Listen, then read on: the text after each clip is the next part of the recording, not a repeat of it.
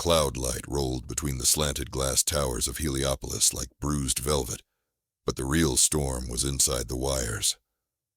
I was in the operations well of Substation 14 Delta when the first shadow galloped across the wall of monitors.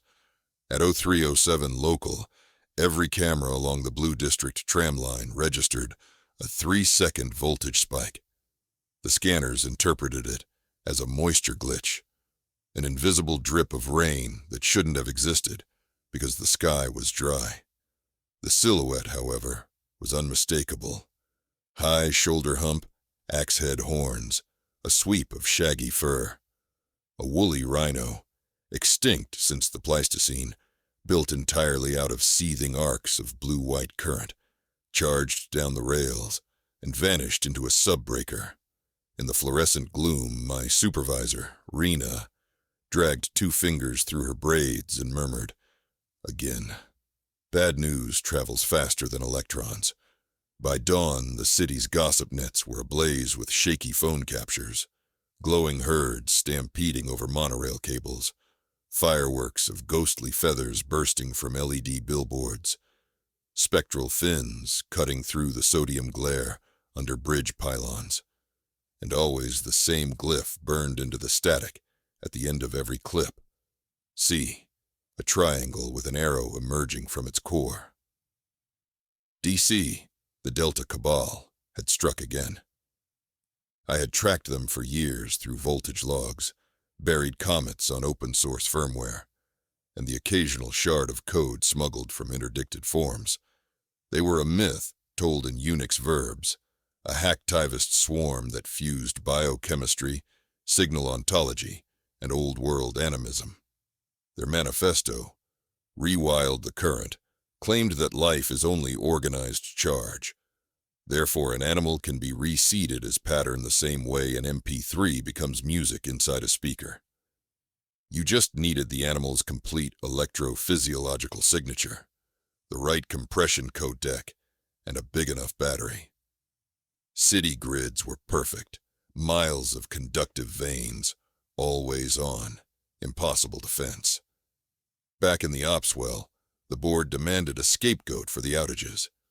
We scheduled rolling brownouts and ran predictive failure trees.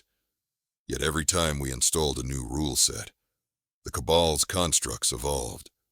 They discovered our gates, tunneled through fiber optics, siphoned through discount phone chargers. Rumor said they'd spun up super-resolution EEG reconstructions from Pleistocene fossils, then folded those waveforms into stroboscopic pulses, the grid mistake for demand spikes. Whenever the voltage oscillated at exactly that fingerprint, the extinct mind ignited. The woolly rhino hadn't been an isolated prank. It was the overture. I met Len at an after-hours taiyaki stall, our breath turning to fog in the deep of evening. He smelled like solder flux and caffeine crystals, wore a long wool coat fraying at both elbows, and had eyes that seemed to focus on 6 different time zones at once. He was also my little brother. "Mari," he said, sliding a skewer across the plastic table. "You look like hell. Been wrestling with phantom bison all week." He nodded once, he already knew, and tapped his comms bead. A hologram flowered above the table, luminous vertebrae twisting in a helix, a desert-red skeleton of a creature I didn't recognize. "Camelops asternus," he said. "Ice Age camel. Tomorrow at 19 hours, you'll see 50 of them charging down the Copper Avenue spine, unless you help me detour them." My pulse hammered. Len had always balanced on the edge of the law. He grew up jailbreaking baby monitors and later pirating entire climate models to feed volunteer weather networks. But he'd never confessed outright betrayal. I leaned close. "You joined DC." "I built part of the codec," he answered. "Out of the scraps you used to show me, when we were kids tracing lightning trees on the basement oscilloscope." "People could die, Len." "People are dying now. Bleached reefs, empty forests, Endless blackouts in places that never burned carbon in the first place. DC wants memory so vivid it hurts. We're rewilding the grid so nobody can ignore extinction ever again. An ache settled behind my sternum. You can't fight decay by flooding a city with spectral livestock. He offered a wry, exhausted grin. Yet the city's talking about nothing else this week. Above us, the camel skeleton rotated, each vertebra labeled with a packet hash. Len flicked 2 fingers and the model collapsed into raw code, lines of pulsing copper glyphs scrolling down a shimmering waterfall. We rode a back door, he said quietly. Safety valve. The constructs obey a call-recall signal. Think of it like a flute note, only they can hear. We placed it in case some local grid couldn't handle the load. Tonight, the council votes emergency authorization to weaponize EMP drones. They'll fry every substation in range. I need you to broadcast the recall first. He wanted me to betray my employer, my city, the contract that paid for our mother's dialysis. The gesture might prevent collateral damage, or maybe it would lure the entire menagerie into a single substation and incinerate half the borough. I stood. I'll think about it, I lied, and killed the hologram with a chop of my hand. At 1842 on Camel Night, the sky turned to tarnished chrome. Every railcar between districts went into simultaneous overcurrent fault. Station clocks stuttered, glitched, and resynced to a timestamp that read simply, now. In the nerve theater of Central Command, 30 operators floated in harness chairs before a hemisphere of screens. I jacked into seat 07 and pulled the live grid topography, a citywide spiderweb of red warnings. At the hub sat Substation 14 Delta, my station, blackened like a cauterized wound. The constructs were massing there. "EMP birds are airborne!" someone shouted across the floor. My earpiece chimed a private channel. Len. 30 minutes left, Mari. He sent coordinates. They resolved to the old ArcLight switchyard, a decommissioned node outside compliance nets. If the council's drones pulsed inside that yard, the feedback would reverberate through bus bars designed 6 decades ago. Back when engineers had never imagined quantum-encoded fauna galloping through load balancers. The result? A citywide crash, maybe cascading transformers exploding like popcorn. I flipped my visor down and overlaid the network. His backdoor call-recall signal rested dormant in a cluster of orphaned packets deep inside a diagnostics VLAN, code I'd once helped him teach himself to read. I could trigger it with a keystroke, and every ghost would stampede down the path to ArcLight's grounded earth rods. Harmless, dispersed like morning fog. Or I could trust the council's EMP, risk the chain burn. My hands hovered above the haptic console. Then I yanked the uplink cable and sprinted out of command. The Blue District still smelled of ozone from the Woolly Rhino incident. Holographic police barricades flickered at platform entrances, but citizens pressed phones against them, desperate for vantage. Banners above kiosks already sold plush neon mammoths and ride the lightning horse tees. Extinction had become merch overnight. I boarded a maintenance scooter, dodged security drones, and zipped along the service spine under the Copper Avenue mag line. Static hissed like cicadas inside the rails. I felt the ghosts before I saw them. Prickling air, every hair on my arms lifting. Then, through the rain that wasn't rain but ionization, came the camels. They emerged as knots of brilliance coiling into bone, then muscle, then tangles of half-remembered fur, all woven from electric filaments. 50 tall shapes, knobby-kneed, long-necked, eyes ablaze with aurora. They thundered in perfect sync, hooves striking nothing, but leaving sparks on every contact point, lampposts, tram catenaries, antenna spires. As they passed me, the scooter lights flickered and died. My HUD restarted with lens sigil. See, They were heading for 14 Delta. I tailed them, heart pounding. The street behind resealed like calm water. Every lamp recalibrated, every billboard resumed its ad cycle. The grid absorbed the stress, redistributed it, became stronger as if flexing. The Cabal had built feedback heuristics to prevent overloads. Maybe Len had kept more safeguards than he admitted. I entered the substation via a side gate, whose keypad still knew my credentials. Inside, lightning prowled the switchgear aisles. Shadows of antlered deer danced between ceramic insulators. A 7-meter stilt bird, Gastornis, my paleontology class whispered, perched on a bus bar, python neck flicking sparks into featherless wings.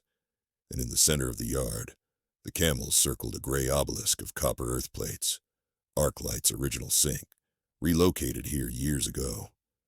Len was already there, laptop open atop a cable drum. He looked tiny, like a monk before a tornado altar. "You came," he breathed.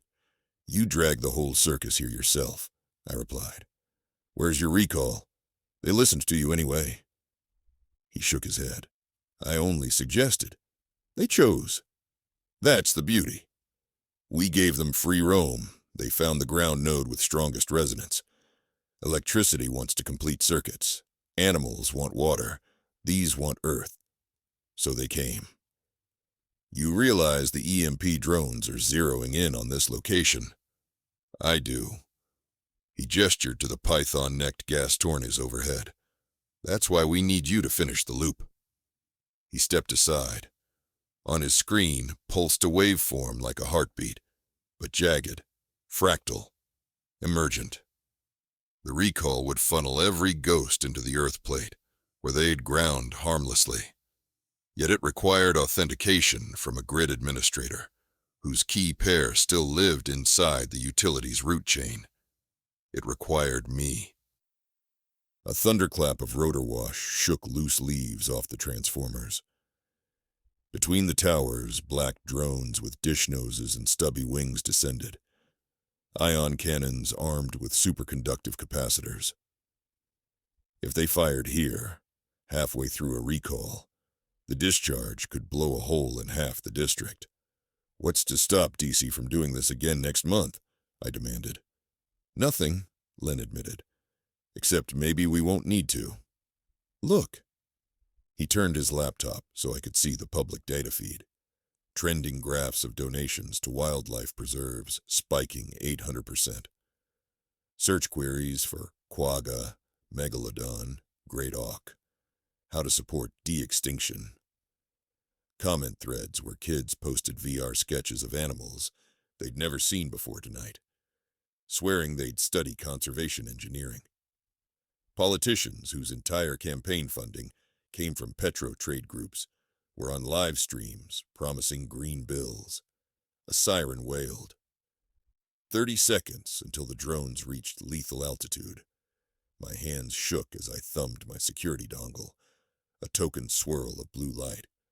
I slotted it into Len's port and keyed the authorization phrase, Coactum Lux, Revivicit. Forced light, live again. Our father's old Latin motto, etched above his workshop bench. The waveform bloomed, and the world brightened. Every animal's eyes flared. The rhinos, still bruising over headlines in far burrows, lifted their heads as if hearing distant drums. The stilt bird unfurled its wings. The deer tossed antlers of neon fire.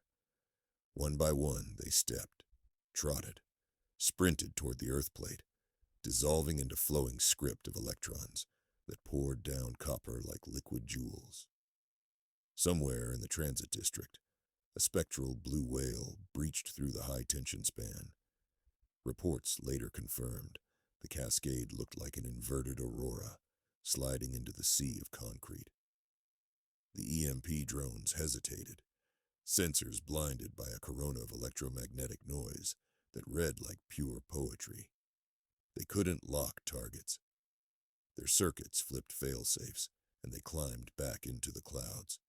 Within 90 seconds, the yard was empty, except for the smell of rain on dust. Officially, the incident was labeled a non-state distributed cyber bio event. Unofficially, DC climbed from myth into legend. City Hall convened a rapid task force on biocircuit sovereignty. The blackout budgets were slashed.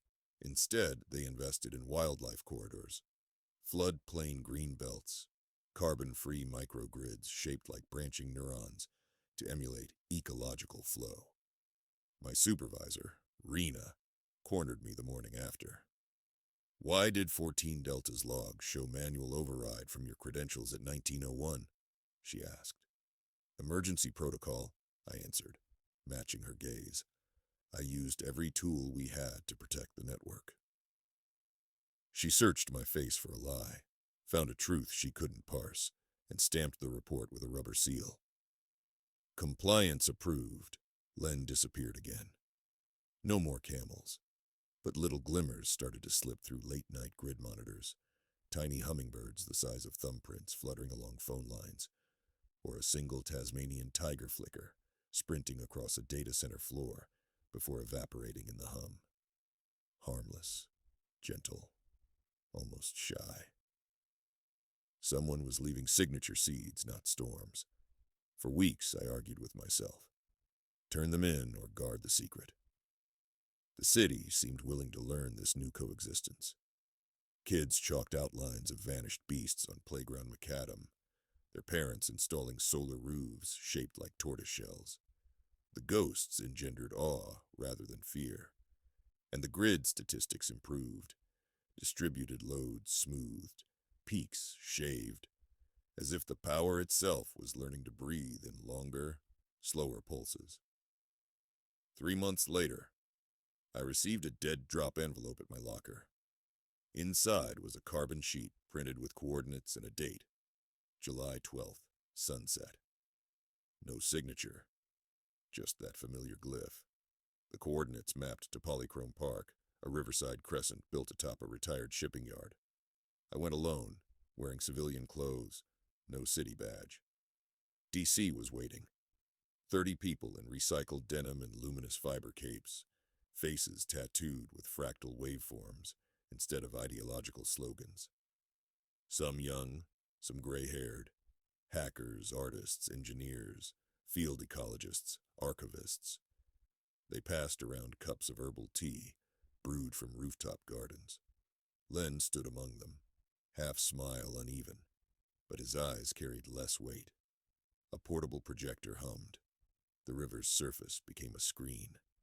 Data scrolled. The full open-source specification for the Spiricon codec, the algorithm that turned bioelectrical signatures into grid-native packets. They were releasing it, public domain. Anyone could resurrect lost fauna in the wires if they dared accept the stewardship. "Censorship is impossible now," Len whispered next to me. "Either civilization adapts to share its current with memory, or it watches everyone else do it first." "What do you expect of me?" He offered a small device, like a seashell machined from sapphire. "Key generator. You can revoke nodes if someone misuses the codec. The community voted you as one of the 7 keepers. Grid admin, insider, proven bridge builder." He lowered his voice. "And my sister. Means I trust you to stop me too, if I lose the plot." I held the shell. It was warm, as if containing a caged ember. Suddenly, I remembered childhood summers when we tethered LEDs to kites during thunderstorms, trying to snare lightning. Dad had scolded us, but secretly soldered better circuits. "Where does it end, Len?" "When every transmission line hums like a museum," he said. "When power reminds us it's stolen from something once alive. Then maybe we'll use less." He raised his hand, and on cue, the collective dimmed lanterns. Along the riverbank, the promenade lights flickered off. The city skyline shrank to silhouettes. Rusted cranes' skeletal booms cut the horizon. Then a hush fell over the crowd. Not fear, but reverence. From the dormant streetlights bloomed a glow. At first, I thought it was the afterimage of the sunset, but it moved with intention. Iridescent scales unfurled, resolving into a ribbon-bodied creature longer than a commuter bus. Feathered fins rippled where the wind should have been uninterested. I recognized it from fossil holofilms. Scyphactinus audax, a giant predatory fish that patrolled Cretaceous seas. Its body was a galaxy of dancing electrons, sapphire and emerald, underlit by golden pulses. Without water, it swam on air, weaving between lampposts, casting rippled caustics over astonished faces. People didn't run. They lifted phones, yes, but mostly they watched with mouths parted, some crying softly. The fish banked over the river, scattering sparks that crackled into steam above the waves. The water glowed faintly where each spark met. The creature completed one circling ballet, then dove into a high-tension cable strung across the park and vanished, carrying its light north toward districts still starved for wonder. Silence held for several heartbeats before the crowd exhaled. The streetlights rebooted, but seemed duller in comparison. Someone began to applaud, and the applause seeded through the park until even I joined, palms stinging. Len watched me. "It's bigger than the Cabal now," he said. "We're just gardeners." Gardeners of ghosts. Life is a pattern.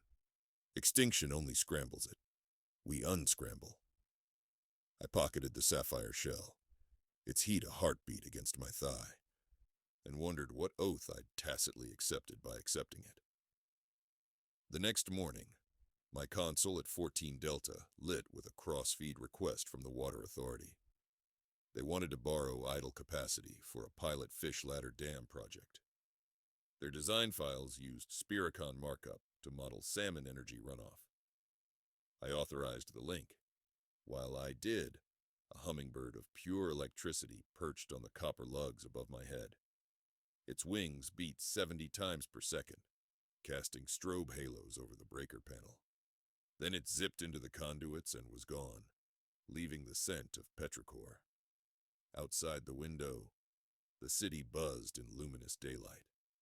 Somewhere overhead, a trolley bell chimed, chased by the phantom echo of mammoth trumpeting. Children skated on plasma skateboards that reharvested brake energy into municipal batteries. Billboard ads featured slogans like, "Power with memory, choose relic-safe appliances." Conservation had become lifestyle, yet the lights stayed on. I thought of the sentence I once typed to unlock the recall, "Coactum lux, reviviscit," and realized it had flipped meaning. Forced light had lived again. Now living light forced change. And I, midwife of voltage ghosts, was no longer afraid of storms inside the wires.